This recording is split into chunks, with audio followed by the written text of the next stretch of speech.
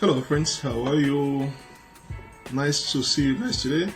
Alright, today's topic, I'm going to go straight to the topic. Today's topic, I'm going to be discussing about the normal sugar level for both diabetic patients and for somebody without diabetic.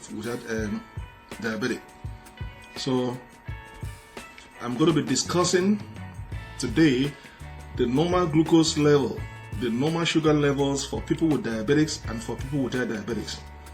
Because at times we keep wondering, how do I know my sugar level? What is my sugar level? How do I track it down? How do I know if I'm improving or not? So today I'm going to be making a video to explain that in details, because there's a confusion from the response I'm getting from my fans. Because when I gave them the numbers, I gave them the North American metrics. Because in North America, we use different metric standard in measuring our sugar level. While Europe and Africa use the same system, your glucometers are different from the ones in North America. So any number that I give here is North American standard. So what you have to do is to convert it to the European standard you use. Remember, North American standard uses milligram per deciliter. That is mg/dl. That is North American standard. European standard, African standard uses millimeter, mmol/L. So you can convert it from milligram per deciliter to mmol/L to know what I'm talking about. But in this video, I'm going to give you both numbers.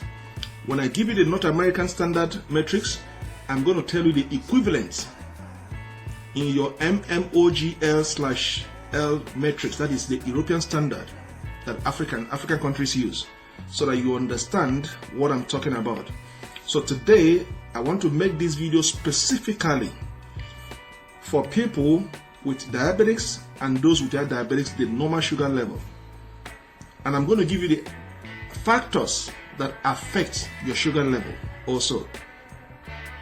And also I'm going to also tell you some other factors that can cause you to have diabetics in this video. So I hope I'm going to take it easy to explain it in such a way that you will understand what I'm talking about. So the blood sugar matrix is what I just explained. Okay, your blood glucose level would naturally go through high and low. Remember, during the daytime I said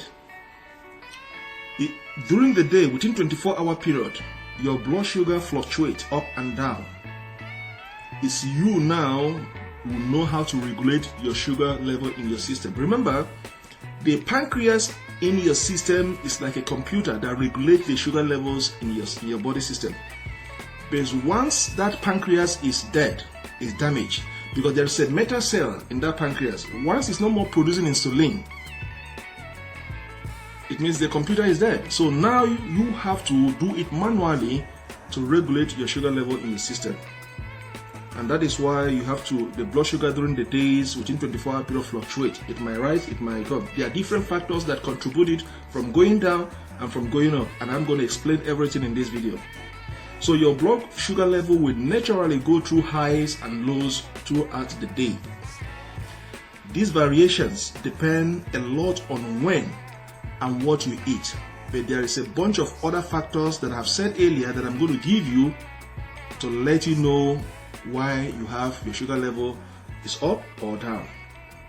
Okay, so remember I said, as a diabetic, the first thing you have to do once you are confirmed you're diabetic is to control your craving that is here. The craving that makes us to like sweet things instead of bitter things is here in your brain. This is where it's located. So you have to control this craving now. You have to deny it when it wants sugary things. To say, no, this time around, I'm not going to be consuming sugary things. So you have to go now change the psyche here to say, when you need sugary thing, I'm going to give you something that is bitter. Okay? So I'm going to give you guys the metrics, the factors. Things that you need to know that spikes up your sugar level high or bring it down. And again, when you are doing your sugar level, your glucose test, when your doctor send you to your lab test, there are things doctor look at in order to interpret that text to know whether you are responding to treatment or not. When you are checking your blood sugar, it's not simple as checking your weight, although it is equally as helpful in understanding your health, because your glucose level changes a lot. One measurement might not reveal the full picture of everything. So here are the most popular sugar metrics, all useful for understanding your glucose level. So when the doctor gives you a piece of paper to go for a blood test, there are things he tick. So when they give it to the lab technician, he's going to conduct your test according to the doctor's requisition test. So when doctor got the result, there are certain things he's looking at to interpret your result. Number one, fasting glucose. When the doctor sent you to go and do your test, he will check the box, fasting or you are not fasting.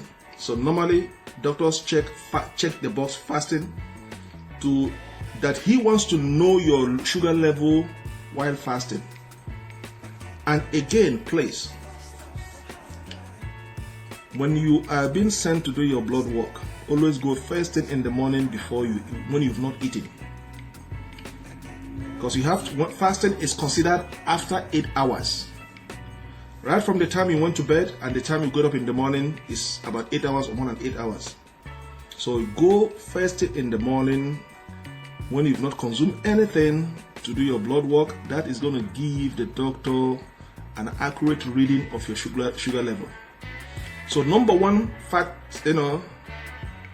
things, matrix they use is fasting glucose. Fasting blood glucose, which is FBG, is your glucose level after fasting for 8 hours. That is right from the time you go to bed and the time you are sleeping to the time you wake in the morning. You are not eating, you are sleeping. So that is what is considered fasting, in order to be classified as normal and not pre-diabetic or diabetic. And again, your fasting glucose result sugar level should be below 100 milligram deciliter, which is about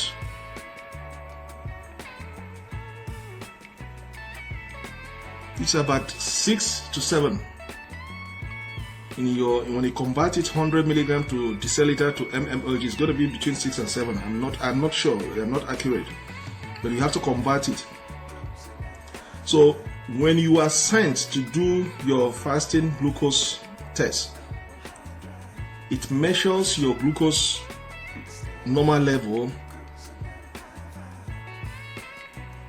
after 8 hours to know the accurate reading. That is when doctor check you that I want to know your sugar level while fasting, and it's considered fasting after 8 hours, because right from the time you go to bed and the time you wake up in the morning is more than 8 hours. So first thing in the morning, go and do your test, and your result is going to the test. If you take your blood test while you are fasting, when the result comes, it's going to classify you as normal or pre-diabetic or diabetic, and your result should be below 100 mg/dl. Please, you guys should convert it to your local matrix. Number 2, pre-meal. Okay, when you are taking your measurements, because every diabetic patient is supposed to have a record, have a booklet where you keep all your recording. When you are doing your sugar level testing, you have to indicate whether you are doing it pre-meal, before meal. Okay, and that pre-meal, in other words, is called baseline glucose. This is your sugar level before a meal. It will likely be one of the lowest reading during the day. Usually your pre-meal test always is the lowest reading. Number 3, post-meal. That is called glucose peak. Another word for it is glucose peak. Post-meal, after your meal. This is the glucose spike you will experience 45 minutes to 1 hour after your meal. But remember, anytime you consume meal, your sugar level is going to spike up. And a doctor a specialist in this area will always advise you, take your glucose reading after 2 hours after your meal. Because after 2 hours, your meal have settled down. It will be able to give you an accurate reading of your sugar level after meal. So take your sugar reading after meal, 2 hours after meal. Number 4, there's something we call mean 24-hour glucose. Mean 24-hour glucose, and let me explain it. In the morning, you took your medication, and then in the evening before you go to bed, you're going to take another medication. Now, in between, in the morning and in the evening, when you are eating in between those times. Now, what happened? You want to take averagely to know your sugar level in between those times. In the morning till in the evening, you want to, within that period of time in the evening, you want to just, take an average measurement to know your glucose levels. That is what is called mean 24-hour glucose. Within that 24-hour period, what is your sugar level? Alright? Now, A1C. A1C is very important. That is what doctors look at to know if you are controlling your sugar level. A1C level is an average percentage of your sugar level for a period of 3 months. As a diabetic, you are being sent to do your test every 3 months, quarterly. That is going to give your doctor an accurate insight of your treatment of diabetics. If you are responding, if you are not responding, am I going to change your course? Am I going to change your medication? If there's something you are doing wrong, that is your A1C level. You look at your A1C level and look at your glucose level. So your glucose level is a standard log, a metric for people with diabetics. It gives the doctor an average percentage of the sugar level for a period of 3 months. Over 2 to 3 months. So these are the things that doctors looks in your result. Then the last one is time in range. Time in range. Every doctor has a different way of treating their patients. It's a specific standard. The doctor will say, okay, I want a percentage reading, average reading of your sugar glucose within this period of time. He targets a range and say, within this time, I want to know what is your reading. So he put you on a specific time range to know the percentage of your glucose reading. Alright? Now, the next topic. What affects your glucose levels? What affects your sugar level? Okay? I'm going to explore other factors. There are factors, there are a lot of them, but at least I'm going to do about 5 or 6 that affect your sugar levels. One is diabetics. Diabetes can affect your sugar level in your system. And there are 2 things you have to understand about diabetics. Diabetics have to do with insulin. You are a diabetic if your pancreas is dead. If the beta cells in the pancreas is dead, then what happened? There are 2 factors of you being a diabetic that contribute you being a diabetic. 2 factors. And the one is your production of insulin. When your beta cells in that pancreas is dead, it's not going to produce insulin to regulate the sugar level in your bloodstream. So what happens? Every food, remember that every food you consume has sugar in them. Everything you eat has sugar. So now you are eating, but your pancreas is dead. It's not producing insulin to regulate the sugar content. So what is going to do? Sugar keep building up, and go beyond the above level. Because your pancreas is dead, it's not producing insulin. That is one. The second one is your body is like a computer. That pancreas is a computer. It's a machine. Let me use the word it's a machine. Your body is a computer. Now that pancreas is producing insulin or more than enough insulin. But you know what? Your system, your body doesn't know how to interpret it. He doesn't know how to use that insulin that your body is producing effectively to regulate the sugar in your bloodstream. So what happened? Your body produces insulin, but your system is not utilizing that insulin to regulate it. It allows it to be wasted. So what happened? It keep building, the sugar keep building up, and it goes above normal, then you become diabetic. So diabetes affect your glucose level because you are not producing insulin to regulate your sugar level in your bloodstream, or you are producing insulin, but your system, your body doesn't know how to use it effectively to control your sugar levels. That's number one. Number two, what you eat also affects your sugar level. Remember, I've said it numerous times in my video. When you become a diabetic, you don't need to be eating everything that comes your way. You have to watch what you eat. You have to discipline your craving here.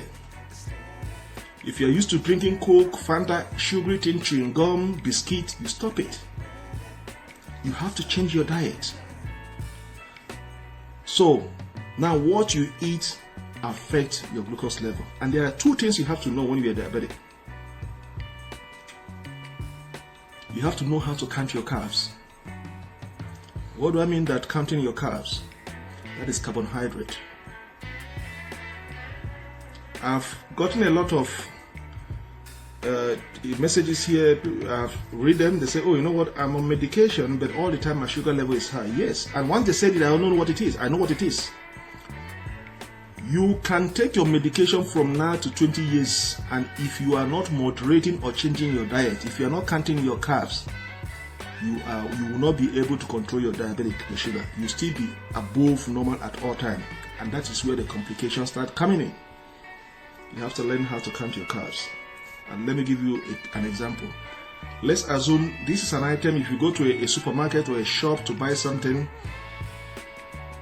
every content has a label, a nutrition content, what it's made of.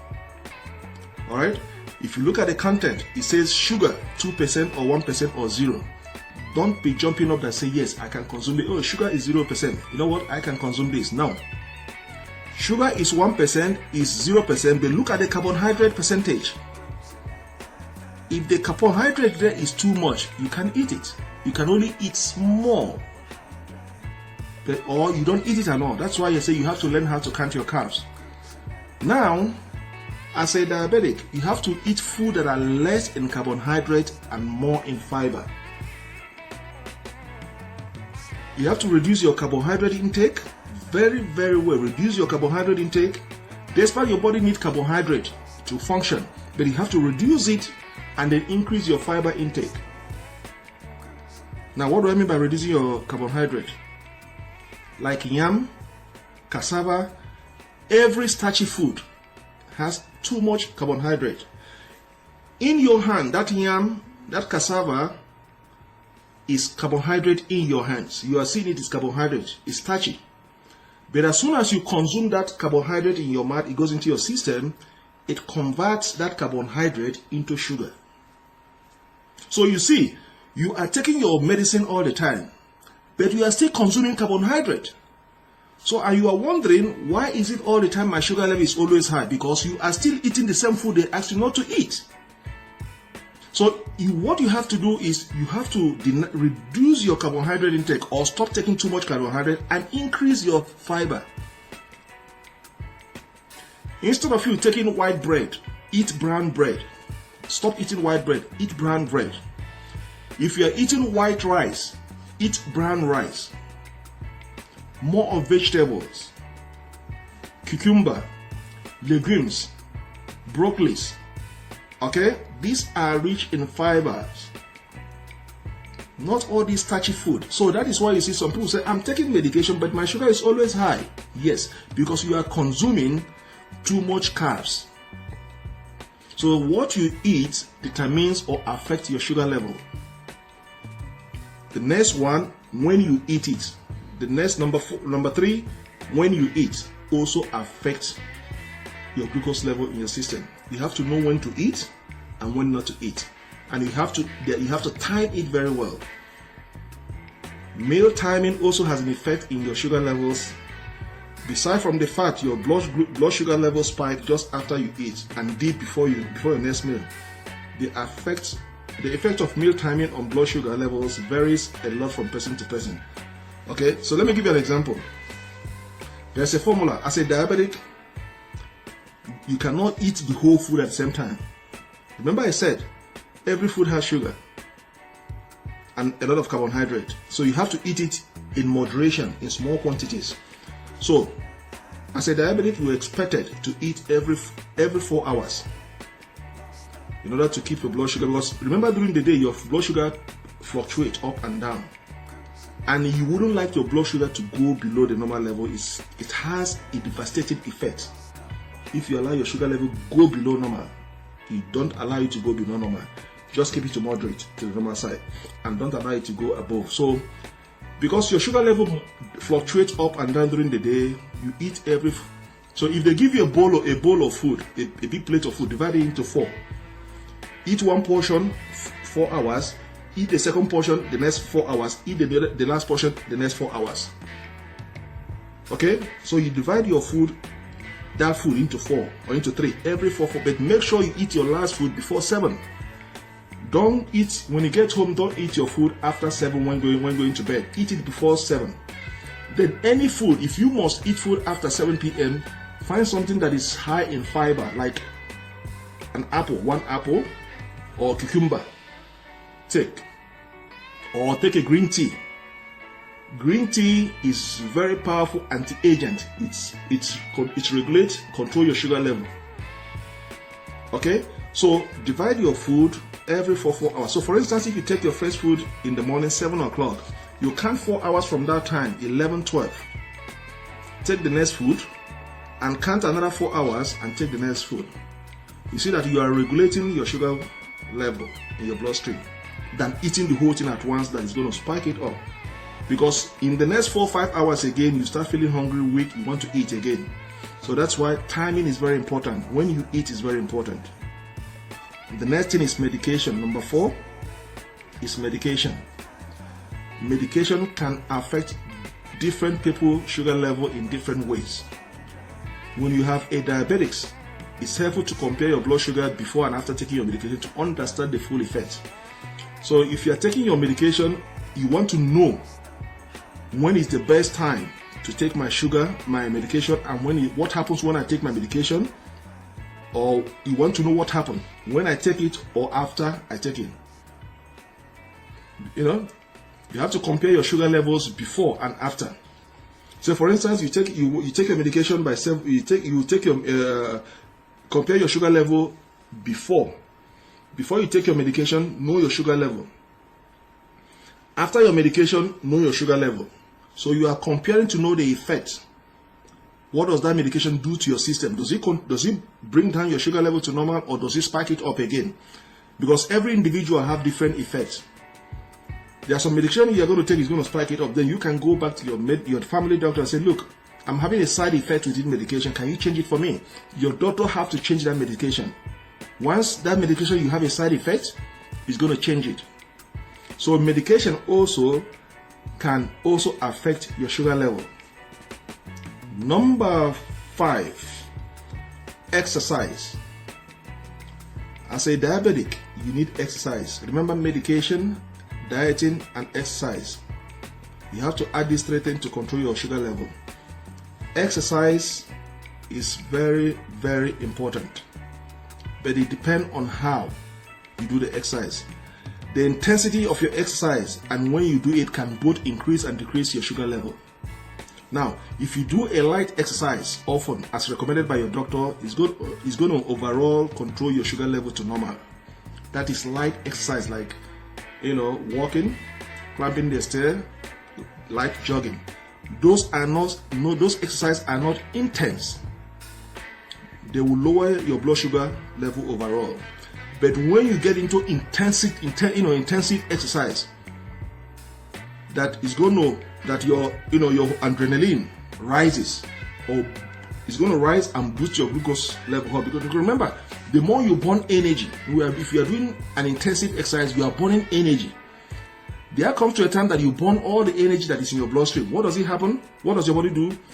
Your body has to go to your reservoir where you stored your energy and bring and pump out those energy you stored into your bloodstream, because you are doing intensive exercise. Because you've used all the energy that is in your bloodstream. So what does it look like? It's going to go to your reservoir and retrieve those energy, all of that, and pump it into your blood system. And once you pump it in, it's going to increase your glucose level. Okay? It's going to spike it up. So the intensity of your exercise can also affect your sugar level. So always do a light exercise. Overall, it's going to lower your sugar level. Then lastly, number 6 is sleep. If you're a diabetic patient and not getting enough sleep, it's going to increase your sugar level always. You must get enough sleep in order to control your sugar level. Okay? So these are the factors that can affect your sugar levels. There are a lot of them, but I'm giving you these ones that can affect your sugar level. Okay? Now, I'm going to go to the point. Okay? To give you the normal blood sugar levels for people without diabetics. So, so this one now, I'm going to give you the sugar levels for people without diabetics. Okay, for non-diabetic individuals, you aim for a blood glucose matrix in the following ranges. Okay, so now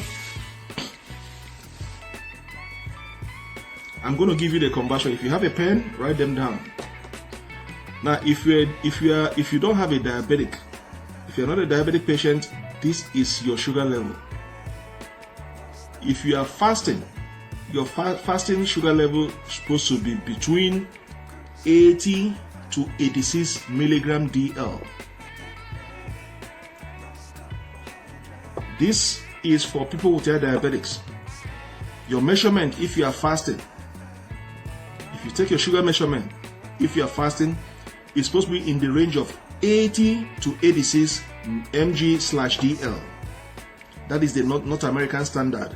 The equivalent in the European standard that African countries use is, if you are fasting, for people with diabetes, the equivalent of 80 to 86 mgl is 4.4 mmogl/L to 4.8. So the equivalent of 80 to 86 in the European standard, African standard, is 4.4 to 4.8 mmogl. Then pre-meal, which is your baseline before meal for people with diabetics, is 72 to 90 mg/dl. Before meal, that is your baseline, is supposed to be 72 to 90 mg/dl. The equivalent in the European standard that African countries use, the glucometer the African countries use, is 4.0 mmgl to 5.0. So your 72 to 90 mgl/dl is 4.0 to 5.0 mmogl.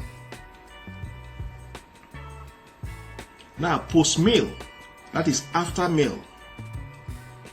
After meal for people with diabetics is 99.2 plus or minus 10.5 to 137.2 plus or minus 21.1 mg/dl. Let me repeat it again. If you're a person without a diabetes, your post-meal, after meal glucose peak is 99.2 plus or minus 10.5 to 137.2 plus or minus 21.1 mg/dl. Now the equivalent for the European standard, that African countries use, is 5.5 to 7.6 mmogl/L. 5.5 plus or minus 0.6 to 7.6 plus or minus 1.2 mmogl/gl.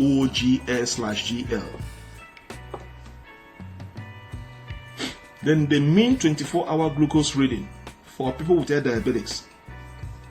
Mean 24-hour glucose reading for people with diabetics is 89 to 104 mg/dl. Mean 24 hours glucose reading is 89 to 104 mg/dl.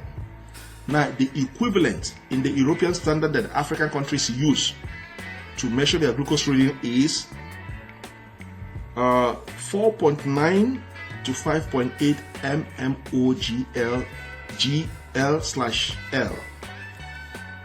4.9 to 5.8 mmOgl/L. Now, your A1C level, this is what the doctors look at. When they get your result, the first thing they glance at is your A1C level and then your glucose level.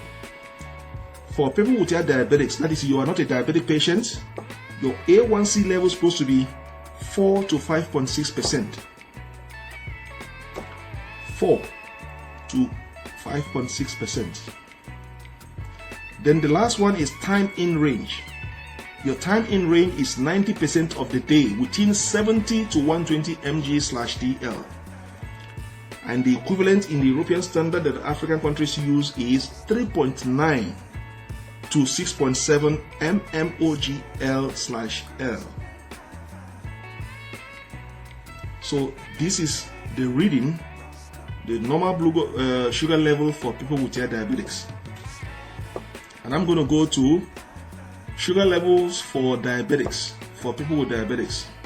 Okay, so now I'm going to go for your sugar level for people with diabetics. So now, all right, remember we have different kinds of diabetes. There are 4 different kinds of diabetics, but there are 2 prevalent ones that people understand, type 1 and type 2.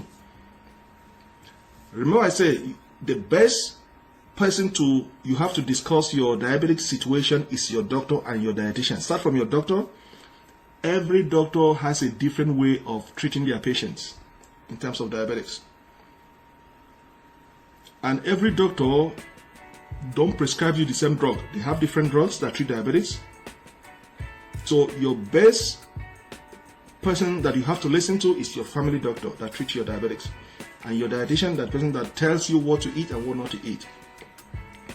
So it is important to listen to your family doctors when discussing your sugar diabetic issue. Now, we have type 1 diabetics, we have type 2 diabetics, we have gestational diabetics, and we have pre-diabetics. But the 2 prevalent ones are the type 1 and type 2 diabetics. Now, this is the sugar level for all these 4. Are you ready? Now, before meal, that is the baseline. Type 1 diabetics, before meal, supposed to be 80 to 130 milligram per deciliter. Type 1 diabetics before meal is 80 to 130 mg per deciliter. And the equivalent for the European standard that African countries use is 4.4 to 7.2 mmOgl/L. 4.4 to 7.2 mmOgl/L. That's for type 1. Now, for type 1, for type 2, for gestational diabetics, for children with type 1 diabetics, they have the same sugar level.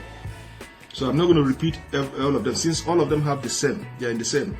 Type 1, type 2, gestational diabetics, children with type 1 diabetics have the same. It's 80 to 130, 80 to 130, 80 to 130. So, and the equivalent is 4.4 to 7.2 mmOgl/L. That is before meal. Then after meal, post meal, if you are type 1 diabetics, your range is supposed to be 90 to 160 mg/dl. Type 1 diabetics, post meal, after meal, is supposed to be 90 to 160 mg/dl. And what is the equivalent in the European standard that the African countries use is 5.0 to 8.9 mmOgl/L. 5.0 to 8.9 mmOgl/L. That is for type 1. Then for type 2, post-meal, that is after meal, it's supposed to be less than 180 mg/dl. If you're a type 2, after meal, your reading is supposed to be less than 180 mg/dl. And what is that 180? The equivalent in the European standard that the African countries use is 10.0 mmOgl/L.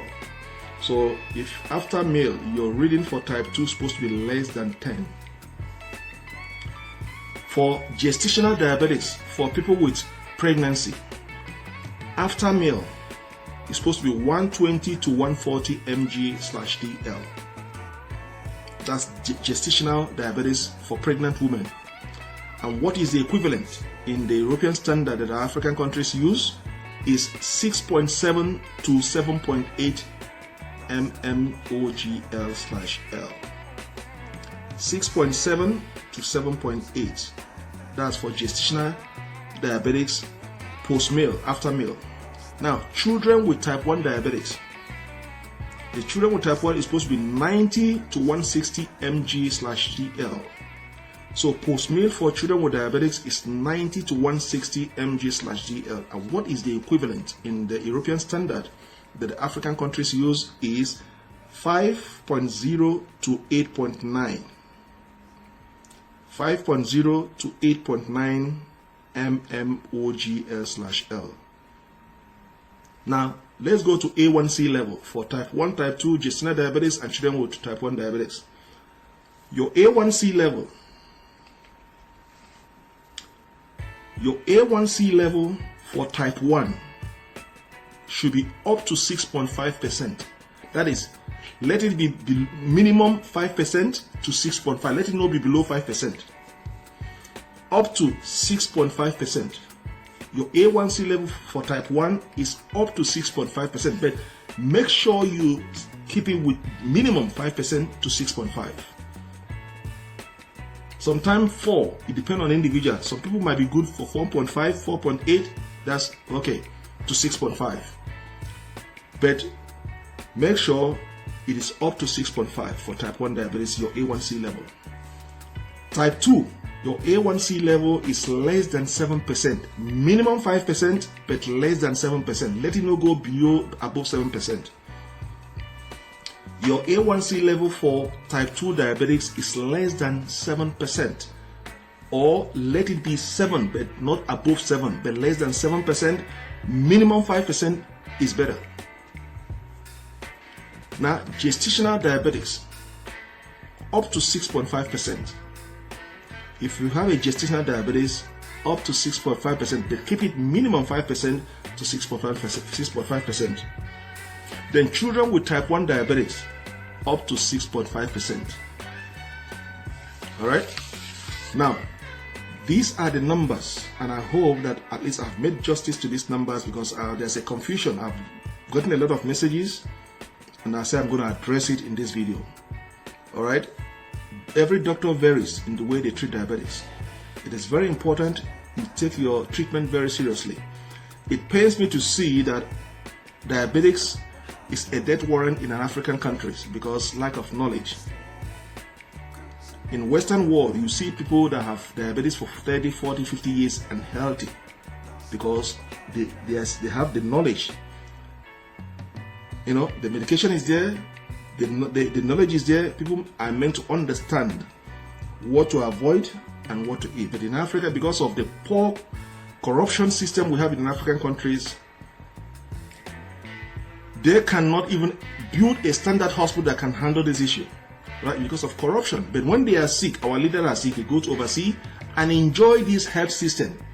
Their family, their relatives, their in-laws, they fly them overseas to go and enjoy their health system. But in the country where they are leading, they cannot provide such facilities, and thereby people are resorting to traditional medicine that end up killing them.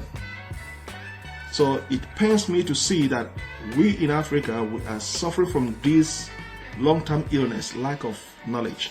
So the best gift you can give to any family member of yours, be it your mother, your parent, your husband or wife, your son or daughter, your uncle or niece, is to educate them that you can live with this diabetics if you know the basics for a longer period of time. It's just understanding what to avoid, what to eat, and stick to that plan, and then you are going to live a normal life. Okay, so I hope that this video has, put a lot of insight, explain or answer most of the questions that I've been getting regarding the numbers, understanding the numbers, and the confusion of the numbers I'm throwing in, because I'm giving you guys the not American standard metrics. And then I know most of my fans are in Africa, they have a different metrics they use. So now I'm trying to break it down. Alright, so please, once again, I thank you for watching my videos. And please, if you are my fan, if you subscribe to my channel on Facebook, please, I want you to go to YouTube. I have the same page, the same name. Go to YouTube and subscribe. I have more videos there.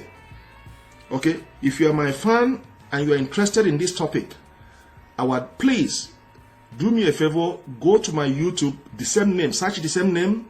I'm on YouTube. Or if you look at my Facebook there, you see a button for YouTube page.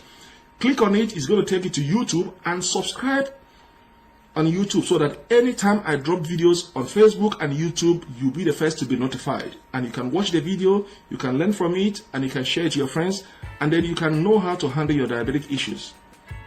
So please, go to my YouTube page and subscribe. I want to see, I'm going to keep an eye on my YouTube page to make sure, and everybody that subscribed to my YouTube page, I'm going to give them a shout out on my next broadcast. I'm going to keep a record. I'll keep a record, all my fans. Once I see you subscribe to my channel on YouTube, I'm going to keep a record and I'm going to give you a shout out on my next broadcast. Alright? So please make sure you go to my YouTube page and subscribe. Alright? And share it to your friends, and let's see how we can help our family members to deal with this chronic long-term illness. Thank you guys for watching this channel, and we'll see you guys in my next video. Goodbye.